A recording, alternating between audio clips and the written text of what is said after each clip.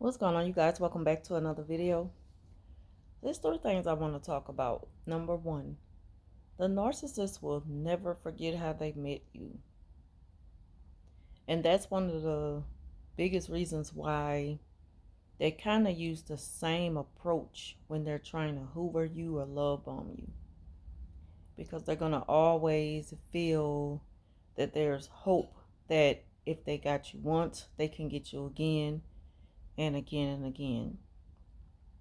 Number two is you're not a victim anymore. Once you figured out who this person is and what they're trying to do to you, you know how it makes you feel. You know that you don't deserve it.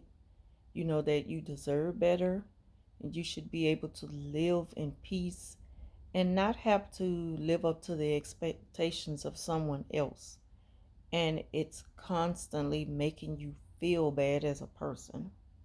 Number three is get out. Get out for good. Don't look back. Learn from it. Move on and boss up. Just boss up and let them see you shine. Let them see that there's no room in your life for that type of involvement anymore. And even with limited involvement with a narcissist and, you know, co-parenting and things like that, you still have to let them know that there are boundaries you have to respect. You will respect these boundaries. And don't give them anything to feed on. Keep them in the dark. Your life does not belong to them. They're not entitled to know everything that's going on with you in your personal life or your single life. Like, I'm a happily single person, and people think because I'm so content with myself that somebody else is making me feel this way. No, I am responsible for the way I feel. I'm responsible for my own peace of mind. At the end of the day, that applies to everyone. You should never give people that much power over you to decide how you should feel on a daily basis. No one should have that much power over you. So that's why I say boss up on them and let them see that they are not running nothing over here.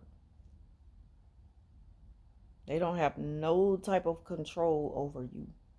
Now, of course, they're going to do things because that's what they do to try to get up under your skin and to show you otherwise, you know, that you're not what you're portraying to be, that you're not what you're claiming to be. Oh, this new you. They're going to try to make you feel bad and bring up things that you once struggled with in your past. Because that's how evil they are. That's how they operate. That's what they do. But don't receive it. Don't even consider the things that they have to say enough to give them a feedback. Don't go back and forth with a narcissist. Just ignore it.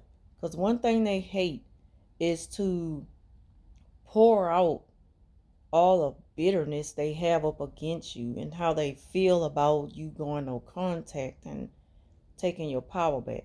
They hate to spill all that out to you just to get a one word answer and reply. They hate it, and I love it. Because not only is the gray rock method, but it also shows them that you don't faze me anymore. I don't care what you say because it doesn't apply to me. You have to decide that the things the narcissist is trying to plant inside you doesn't, you're not going to let it grow there. You're not going to let it fester inside and be a part of who you are. You have to make that decision to cut it off and not even, just don't let it become you. So again, number one, the narc will never forget how they met you. So they will never give up on you. That's just something they do. But you're in control of it. You're in control of just how much you tolerate of them and how you tolerate it. I know that every person's situation is different dealing with a narcissist. But you still have to set boundaries, and you have the right to set boundaries because you have a right to your privacy, and they can't take that away from you. They'll try. They do things to try to string, to try to attach themselves on to you. If they could do it for the rest of your life, they will. But that doesn't mean you owe them anything. Like the narcissist, when it comes to co-parenting, they feel they have the right to invade your privacy and pop up and make surprise visits, you know, coming in the name of, it was, really innocent. I didn't know that you had company. I didn't know that you were busy, you know, and stuff like that. Narcissists, they'll be sitting outside of your house sometimes when you make it in home from work. They'll sit outside your house and say things like, I didn't know you were at work. I was knocking from front to back, and then I heard the dog barking and I got scared. I was worrying, and I'm like, why are you doing all this? First of all, you're putting on a show. You want people to think that you're so overly concerned about me, but there's nothing there, so there's no need for you to pretend like this.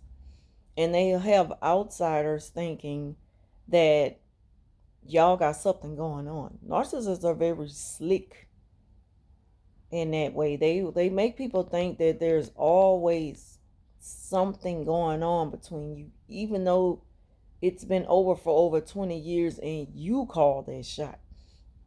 Even though you went no contact, you cut it off. They will go on forever making people think that there's something going on. They do that sometimes because they know the good person that you are. Chances are, if someone finds out that you're maybe available, they'll try to get with you.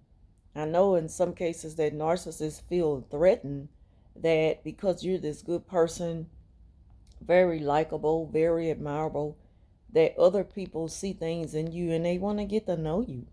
And a narc, they take that as a threat, and they're not going to allow anyone to come and have that opportunity with you. So they'll put up a front and they'll threaten people with this false, you know, ideal of a relationship that y'all have, which is the furthest thing from the truth. But the narc knows that if they put on this act and really plant these lies into people's heads, that they won't question it. They'll just go with the flow. But as long as you continue to, just live in your truth, eventually the truth will prevail itself, and it'll show people that the narc is nothing but a fraud. Everything about him is a lie, you know. But again, once you boss up and you just focus on you and work and making money and living a peaceful life, a private life, and continue to set those boundaries, the narcissist is going to continue to work hard at trying to get you.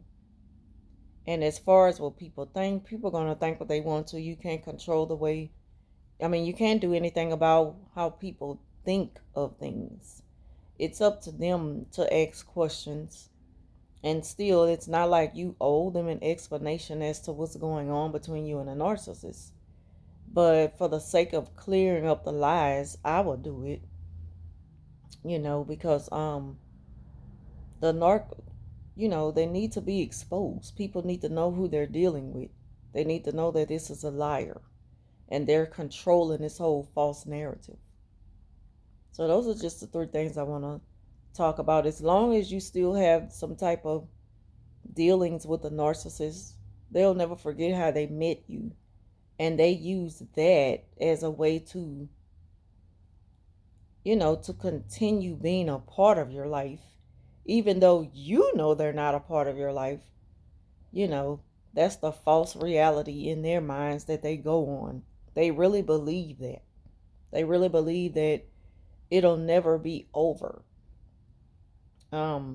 Years can go by, and a narcissist, they're either, out of sight, out of mind. But then when they see you again, it's like it starts all over for them again. They immediately begin to reminisce on how they met you. And it's like, do you ever even try to get over the fact that you're not entitled to me? The narcissists never think that way. So that's just something that I wanted to speak on. Y'all can take it for what it is. You may be able to relate to what I'm saying, or this may be an eye opener to you. But anyway, thank y'all for watching, and I'll talk to you soon.